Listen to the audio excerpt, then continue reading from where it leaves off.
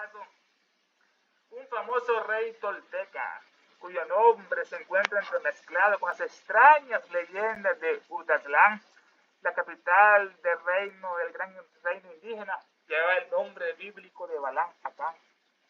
El primer nombre es eminentemente caldeo y recuerda inmediatamente a Balán y a su asno con voz humana. Además de la afirmación de Lord Kissenburg, quien descubrió una sorprendente similitud entre las lenguas de los aztecas y el hebreo. Muchas de las figuras de los relieves de Palenque y los ídolos de terracota exhumados de Santa Cruz del Quiché llevan sus cabezas cintas con una protuberancia cuadrada delante de la frente, muy similar a las filacterias que usaban los antiguos fariseos hebreos durante las oraciones, incluso los devotos actuales en particular, los judíos de Polonia y Rusia. Pero como al fin y al cabo, esto puede ser solo una fantasía nuestra, dice Elena, no insistiremos en los detalles. Las filacterias en teflín o en hebreo son dos pergaminos, pequeñas cajas de cuero negro que contienen pasajes de la Torah escritos en pergamino. Según el testimonio de los antiguos, corroborado por descubrimientos modernos, sabemos que existían numerosas catacumbas en Egipto y Caldea, las catacumbas de Egipto y Caldea. Algunas de ellas de una vasta extensión. La más famosa de ellas era las criptas subterráneas de Tebas y Memphis. Las primeras comenzaban en la orilla occidental del Nilo, se extendían hacia el desierto de Libia y se conocían como las catacumbas o pasadizos de la serpiente. Ahí nos quedamos en la última sección.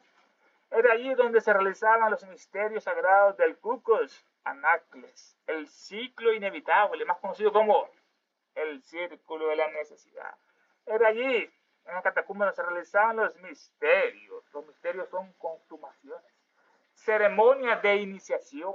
Eran unas ceremonias que generalmente se mantenían ocultas a los profanos y a las personas no iniciadas, y durante las cuales se enseñaba por medio de representaciones dramáticas y otros métodos el origen de las cosas, del espíritu, la naturaleza del espíritu humano, el purucha, la relación del espíritu con el cuerpo y el método de purificación importante, y la reposición a una vida superior ya regenerada. Se enseñaba también la ciencia física, la medicina y las leyes de la música, como Pitágoras, la armonía y la adivinación. Se enseñaban todas ellas de la misma manera. Esos son los misterios, las consumaciones, iniciación, ceremonias de iniciación, eran misterios, de guardar silencio. Ceremonias de iniciación eran unas ceremonias realmente se mantenían ocultas a los profanos y a las personas no iniciadas, como hizo la masonería ya caída, durante las cuales se enseñaba por medio de representaciones dramáticas, mediante teatro y otros métodos, se enseñaba el origen de las cosas. Todo viene de un punto. Todo viene y ahí todo empieza y todo termina en un punto. Se enseñaba el origen de las cosas, la naturaleza del espíritu humano, la relación del espíritu con el cuerpo y el método de purificación importante, cómo purificarnos a la mente, y la reposición a una vida superior ya regenerada. Se enseñaba también la ciencia física, la medicina para curar como Asclepio, las leyes de la música de Pitágoras y la adivinación. Se enseñaban todas ellas de la misma manera. Era allí donde se realizaban los misterios sagrados del Cucos Anacles, el ciclo inevitable. Cuclos. Ahí se instruía a los candidatos acerca de las leyes inexorables trazadas para toda alma desencarnada desde el principio de los tiempos. Estas leyes eran que cada entidad que se reencarna después de abandonar su cuerpo debe pasar de esta vida terrestre a otra vida en un plano más subjetivo, en el paraíso, un estado de bienaventuranza como el de Bachán, a no ser que los pecados de la personalidad produjesen una completa separación entre los principios superiores y los inferiores. Los inferiores van al Camaloco, al infierno, y superiores van al de Bachán, al descanso. Que el círculo de necesidad o ciclo inevitable debe durar un periodo de tiempo determinado, desde 1000 a 3000 años en algunos casos. Dicen que Platón no ha vuelto a encarnar. Por tanto, el impulso que dio Platón en su última encarnación, hace más de 2000 años que no ha vuelto todavía Platón a este miserable planeta. Y que una vez terminada la entidad debe volver a su momia, esto es, a una nueva encarnación. Era ahí donde se enseñaban los misterios en las catacumbas. Ahí donde se realizaban los misterios sagrados del Cucos Anacles, el ciclo inevitable. Allí se instruye a los candidatos acerca de las leyes inexorables trazadas para toda alma desencarnada, cuando muere desde el principio de todos los tiempos. Estas leyes eran que cada entidad que se reencarna, que vuelve a nacer, después de abandonar su cuerpo físico de muerte, debe pasar de esta vida terrestre a otra vida en un plano más subjetivo, más mental, más abstracto. Un estado de bienaventuranza, a no ser que los pecados de la personalidad produjesen una completa separación, es muy pecaminoso, pero una completa separación entre los principios superiores y los inferiores, el cuerpo físico, el prana, el kama, el cuerpo astral, el mana superior, el buddhi y el atma. A no ser que los pecados de la personalidad produjesen una completa separación entre los principios superiores e inferiores. Que el círculo de necesidad o ciclo inevitable debe durar un periodo de tiempo determinado, de 1000 a 3000 años en algunos casos, y que una vez terminado la entidad debe volver a su momia, esto es, a una nueva encarnación. Era allí donde se celebraban los misterios sagrados del Cucos, Anacre, en las catacumbas, el ciclo inevitable. Está conocido como el círculo de necesidad, el destino, condenación inexorable impuesto a cada alma tras la muerte corporal, y una vez que había sido juzgada en la región de la Amenti, el destino o condenación inexorable que no se puede evitar, impuesto a cada alma tras la muerte corporal, una vez que había sido juzgada en la región de la mente, lo que pasaba en el ciclo de las catacumbas. El destino o la condenación inexorable impuesto a cada alma tras la muerte corporal, una vez que había sido juzgada en la región de la Amenti. El Amenti, según los egipcios, esotérica y literalmente es la morada del dios Amén. El Amenti, la morada del dios Amén, o el dios secreto o escondido, Satanás. Esotéricamente, públicamente, el Amenti es el reino de Osiris, dividido en 14 partes, cada una de las cuales estaba destinada a algún fin relacionado con la vida futura del difunto. Entre otras cosas, en una de estas divisiones estaba la sala del juicio, número 1. Era la tierra de Occidente, número 2. Era la tierra de Occidente. La mansión secreta, 3. La tierra tenebrosa, 4. Y la casa sin puertas, una casa sin puertas, la número 5.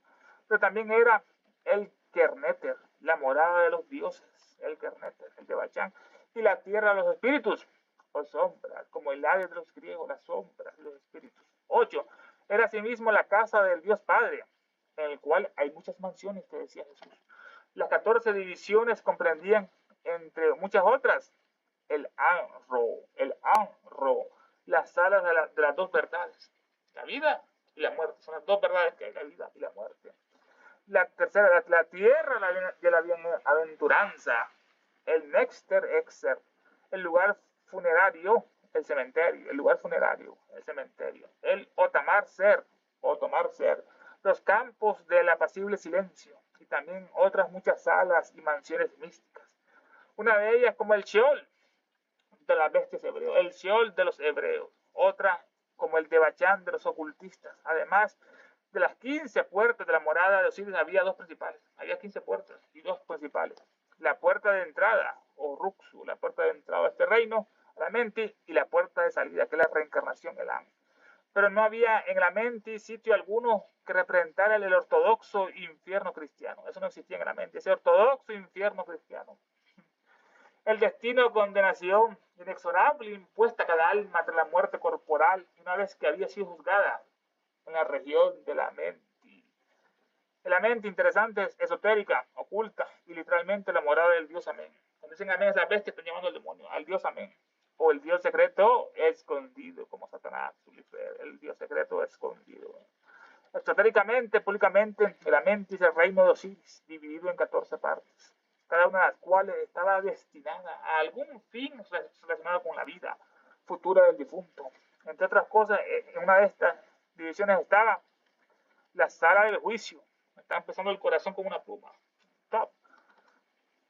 Era la tierra de Occidente, la mansión secreta, la tierra tenebrosa, y la casa sin puertas, pero también era Kerneter, la morada de los dioses, y la tierra de los espíritus o sombras como el Hades de los griegos. Miren las sombras ahí. Era asimismo la casa del Dios Padre, en la cual hay muchas mansiones, decía Jesús.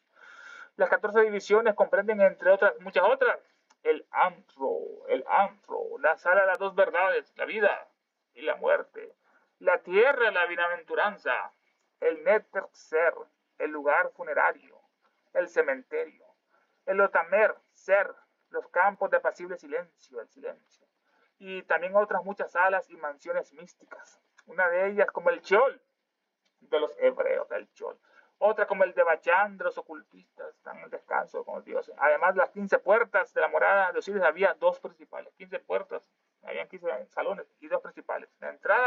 La puerta de entrada a la Menti, o Ruxu, y la puerta de salida, que es cuando va a reencarnar el espíritu del ángel. Pero no había en el Amenti sitio alguno que representara el ortodoxo infierno cristiano, que están ahí crujiendo los dientes de todas esas bestias. Eso no existía, es un gran invento judío. En el libro de Botán, el semidios mexicano, al narrar su expedición, describe un pasadizo subterráneo que discurría bajo tierra y terminaba en la raíz de los cielos. En el libro de Bobor, lo hemos estudiado, nació en 1814, Charles Brasseur, era un sacerdote católico, escritor, etnólogo, historiador, arqueólogo francés, considerado uno de los pioneros en el estudio de la arqueología, la etnología y la historia precolombina de Mesoamérica. Entre 1848 a 1863 viaja como misionero a México y Centroamérica. En sus viajes se interesó por las antiguas civilizaciones ya desaparecidas y emprendió su estudio. Publicó una historia de la civilización azteca en 1867. Entre 1861 al 64 preparó varios documentos redactados en lenguas locales indígenas. Anunció en 1863 que haber descubierto la clave de la transcripción de la escritura maya, como los jeroglíficos de Champollion, y publicó lo que creía era la traducción de la Biblia de ellos, el Popol Vuh de los quiché, de guatemaltecos, el libro sagrado del pueblo maya quiché. Editó también una gramática del idioma quiché. Este es el libro de Bobor, el católico. En el libro de Botán, el semidios mexicano, al narrar su expedición, describe un pasadizo subterráneo que discurría bajo tierra y terminaba en las raíces, como las catacumbas del Nilo. Botán es el héroe deificado de los mexicanos y probablemente lo mismo que Quetzalcoatl, serpiente emplumada, un hijo de las serpientes, uno admitido en el agujero de las serpientes, lo que significa un adepto, un iniciado admitido en la iniciación en las cámaras secretas del templo. El misionero Bracer de Bobor pretende probar que Botán es descendiente de Can, el maldito, el hijo maldito de Noé. Botán. En el libro de Botán, el semidios mexicano, este Botán es el héroe deificado de los mexicanos como Cuculcán. Y probablemente lo mismo que Quetzalcoatl, un hijo de las serpientes, uno admitido en el agujero de las serpientes, lo que significa un adepto admitido en la iniciación en las cámaras secretas del templo, un adepto admitido. El misionero católico Bracedo pretende probar que es un descendiente de Can, Botán, el hijo maldito de Noé. Botán también, una figura legendaria asociada a la fundación de la cultura maya. Tuvo como destino principal la fundación de Nachán, identificada históricamente con las ruinas de Palenque, en el actual estado de Chiapas. Botán, figura legendaria también como Cuculcán, como Viracocha, los incas. Figura legendaria asociada a la fundación de la cultura maya. Botán tuvo como destino principal la fundación de Nachán, identificada históricamente con las ruinas de Palenque, hermosas ruinas de Palenque que están en el actual estado de Chiapas, con sus bajos relieves. En el libro de Botán, el semidios mexicano, al narrar su expedición, se dice que partió de un lugar lejano, a menudo asociado con el viejo mundo, como España, Roma o Jerusalén. Llegada, desembarcó en la región de la laguna de Términos, en Campeche o en las costas de Tabasco. Destino final, se internó en la selva hasta llegar a las orillas del río Usumacinta, donde fundó la ciudad de las serpientes, Palenque en este caso. En el libro de Botán, el semidios mexicano, al narrar su expedición, tremendo viaje, ¿no? Se dice que partió de un lugar lejano, a menudo asociado con el viejo mundo, Europa, como España, Roma o Jerusalén. De ahí partió hacia lo que es México. Llegada, fue en barco, desembarcó en la región de la laguna, en Términos, en Campeche o en las costas de Tabasco. Destino final, se internó en la selva hasta llegar a las orillas del río Usumacinta, donde fundó la ciudad de Serpientes, Palenque en este caso. En el libro de Botán, el semidios mexicano, al narrar su expedición, describe un pasadizo subterráneo que discurría bajo tierra y terminaba en la raíz de los cielos. Describe él un pasadizo. Al narrar su expedición, Botán describe haber atravesado un túnel o pasadizo que corría bajo tierra y llegaba hasta la raíz del cielo, una referencia mística a las cuevas o estructuras sagradas en la cosmogonía maya. Propósito, se le considera el introductor de la civilización, es un dios civilizador, Botán. Se le considera el introductor de la civilización, de la escritura, la religión, la matemática en el sur del este mexicano. Botán, al narrar su expedición, describe un pasadizo subterráneo. Al narrar su expedición, Botán describe haber atravesado un túnel o pasadizo que corría bajo tierra y llegaba hasta la raíz del cielo, una referencia mística a cuevas o estructuras sagradas en la cosmogonía maya, las cuevas. Propósito, se le considera quien introdujo la civilización a los aztecas y los mayas, la escritura, la religión, la matemática al sur del este mexicano.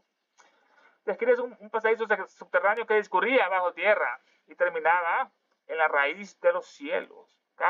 Los cielos eran las cámaras secretas de iniciación. El pasadizo se describe como un túnel inmenso excavado en la montaña que llegaba hasta la raíz de los cielos. En la mitología maya, este tipo de cuevas o pasadizos representaban el inframundo, el Xibalba, el señor de Xibalba, o canales de comunicación con lo divino. Significado. Este pasaje simboliza el acceso al conocimiento sagrado celestial, el acceso a ese conocimiento sagrado celestial y la conexión con el mundo terrenal y el cosmos. Para Botán era la ruta por la cual podía comunicarse con sus ancestros o con las deidades que guiaron su expedición. En el libro de Botán, el semidios mexicano, al narrar su expedición, describe un pasadizo subterráneo que discurría bajo tierra y terminaba en la raíz de los cielos, en las cámaras secretas de iniciación. Esos cielos, el pasadizo, se describe un túnel inmenso, excavado en la montaña, que llegaba hasta la raíz de los cielos. En la mitología maya, este tipo de cuevas o pasadizos representaban el inframundo, Xibalba. Pasaban las pruebas los héroes de Xabalengue, en el Popol Vuh, los gemelos, que después se sacrificaron, se convirtieron en el sol y la luna para iluminar a la futura humanidad, para darle vida. En la mitología maya, este tipo de cuevas o pasadizos representan el inframundo, Xibalba, o canales de comunicación con lo divino. Si quieres llegar al cielo, debe tener raíces profundas que toquen el infierno. O pasadizos que representan el inframundo, Xibalba, o canales de comunicación con lo divino. Significado. Este pasaje simboliza el acceso al conocimiento sagrado que Elena nos compartió, la sabiduría divina y la satanosofía, la sabiduría satánica. Este pasaje simboliza el acceso al conocimiento sagrado y la conexión con el mundo terrenal y el cosmos. Para Botán era la ruta para la cual podía comunicarse con sus ancestros o con las deidades que guiaron su expedición, como Eneas en este caso. Añadiendo que este pasaje era un agujero de serpientes o un agujero de culebras en español, y que él fue admitido Botán en él, porque él mismo era un hijo de las serpientes o una serpiente, dice Botán en su carta 53, 7 y 62. Añadiendo que este pasaje era un agujero de serpiente, un agujero de culebra en español, y que él mismo fue admitido él, Botán, porque él mismo era un hijo de las serpientes o una serpiente. El nombre de la ciudad que fundó Nachán significa la casa de las serpientes, Palenque. Botán mismo se identificaba como un chan, como una serpiente, chan. Un título que en Mesoamérica no tenía una carga negativa, la culebra, sino que representaba la sabiduría, la renovación y el linaje real, la serpiente. Botán, el civilizador, al igual que Quetzalcoatl o Kukulcán, simboliza al héroe que trae la escritura, las leyes, las matemáticas, el calendario a los pueblos americanos. Pues eran blancos, y así cuando eran los españoles, pensaban que eran buenos y fueron los malditos malignos esos españoles que engañaron a la gente, los mataron con esa Biblia, con esas estupideces.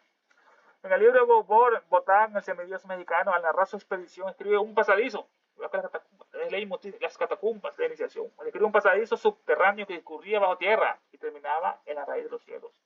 Añadiendo que este pasaje era un agujero de serpiente o un agujero de culebra.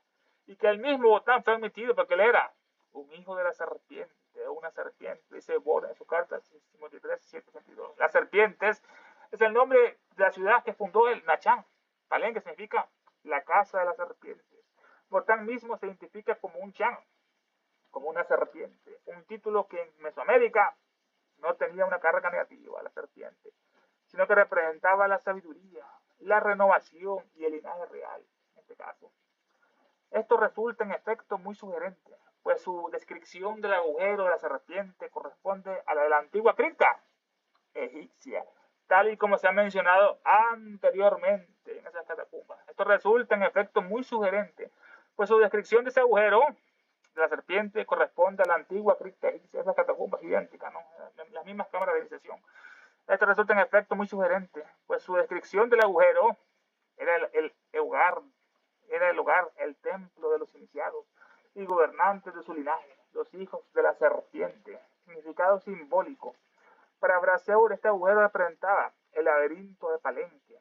Muchos investigadores asocian esta descripción con los complejos túneles y drenajes subterráneos encontrados bajo el templo de las inscripciones de Palenque, un portal. En la cosmogonía maya, las cuevas son entradas a Xibalba, el inframundo. Al llamarlo agujero de serpiente, Botán indica que es un lugar de regeneración y sabiduría. Lucifer es el que regenera y sabiduría, ya que la serpiente que muda de piel es símbolo de la inmortalidad. Esto resulta en efecto muy sugerente, pues su descripción del agujero, la serpiente corresponde a la antigua cripta egipcia. Este agujero era el hogar del templo de los iniciados y gobernantes de su linaje, los hijos de la serpiente, un significado simbólico. Para Brasseur, el católico, este agujero representaba el laberinto de Palenque. Muchos investigadores asocian esta descripción con los complejos túneles y drenajes subterráneos encontrados bajo el templo de las inscripciones de Palenque, allá en Chiapas. Un portal. En la cosmovisión maya, las cuevas son entradas a Xibalba, el inframundo. Al llamarlo agujero de serpiente, entre comillas, Botán indica que es un lugar de regeneración y sabiduría, como la teosofía que nos dio Elena, regeneración y sabiduría, ya que la serpiente que muda de piel es el símbolo de la inmortalidad. Como la mona solo cambia de cuerpo, es inmortal. Así la serpiente cambia de piel y se vuelve más fuerte. Esto resulta en efecto muy sugerente, ya que su descripción del agujero de la serpiente corresponde a la antigua cripta egipcia, en las catacumbas de Tebas, donde se efectuaban los misterios de Kuklus Anacles, el ciclo inevitable o ciclo de necesidad, tal y como se ha mencionado ya anteriormente. Además, los hierofantes egipcios, al igual que los de Babilonia, se autodenominaban finalmente hijos del dios serpiente o hijos del dragón. Vamos a saltar a Egipto, vamos de Mesoamérica Maya a Egipto otra vez. Además, los hierofantes de Egipto, al igual que los de Babilonia, se autodenominaban generalmente hijos del dios serpiente o hijos del dragón. Además, los hierofantes de Egipto, estos hierofantes es el que explica las cosas sagradas, el que explica. El revelador de la ciencia sagrada y jefe de los iniciados. Título perteneciente a los más elevados adeptos de los templos de la antigüedad, que eran los maestros y expositores de los misterios, los maestros y los iniciadores en los grandes misterios finales. Era el único expositor de las doctrinas y arcanos esotéricos, son verdaderos hierofantes, el que explica las cosas sagradas, el revelador de la ciencia sagrada, que levanta el velo, el revelador de la ciencia sagrada y el jefe de los iniciados, como el Mahatma, el Brahmagma, título perteneciente a los más elevados adeptos en los templos de la antigüedad. Eso es un verdadero hierofante, los más elevados adeptos de los templos de la antigüedad, que eran los maestros y expositores de los misterios. Lo que exponían los maestros eran los maestros y expositores de los misterios, los exponían. Y los iniciadores en los grandes misterios finales, como el gran iniciador, que es Lucifer, el gran iniciador que inició la humanidad. Y los iniciadores en los grandes misterios finales. Era el único expositor de las doctrinas y arcanos esotéricos. El único que tenía la llave y expositor de esas doctrinas y de los arcanos esotéricos. Además, los hierofantes de Egipto, al igual que los de Babilonia, se autodenominaban generalmente como hijos del dios serpiente o hijos del dragón, hijos de la serpiente. A los sabios o a los iniciados perfectos se les ha dado el nombre de serpientes.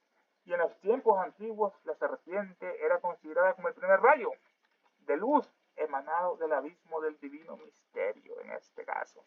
La serpiente, a los sabios y a los iniciados perfectos, a los perfectos, se le ha dado el nombre de serpientes. Y en los templos antiguos, la serpiente era considerada como el primer rayo, como Lucifer. El primer rayo que emanó, de luz emanado del abismo del divino misterio. La serpiente, así se movía la luz, como forma serpenteante del universo. Al comienzo se movía así como la serpiente. En los tiempos antiguos, la serpiente era considerada como el primer rayo de luz que salió del abismo del divino misterio, de las tinieblas en este caso. Además, los hierofantes de Egipto, al igual que los de Babilonia, se autodenominaban generalmente hijos del dios serpiente o hijos del dragón, el dragón. Tanto la serpiente como el dragón eran símbolos de la sabiduría, de la inmortalidad y del renacimiento. Como la serpiente suelta su antigua piel solo para reaparecer con una nueva, así el ego inmortal abandona una personalidad solo para adquirir otra, el dragón. El dragón, tanto la serpiente como el dragón eran símbolos de la sabiduría, de la inmortalidad y el renacimiento. Como la serpiente suelta su antigua piel solo para reaparecer con una nueva, más rejuvenecida, así el ego inmortal, el peregrino, Atma Buddhimana, así el ego inmortal abandona una personalidad solo para adquirir a otra. Cambia lo que es como las pepas de los que tienen los pilares budistas. Cada pepa representa una vida, una personalidad diferente, y todas unidas por un mismo hilo, en su dracma en este caso, ese hilo que une las todas.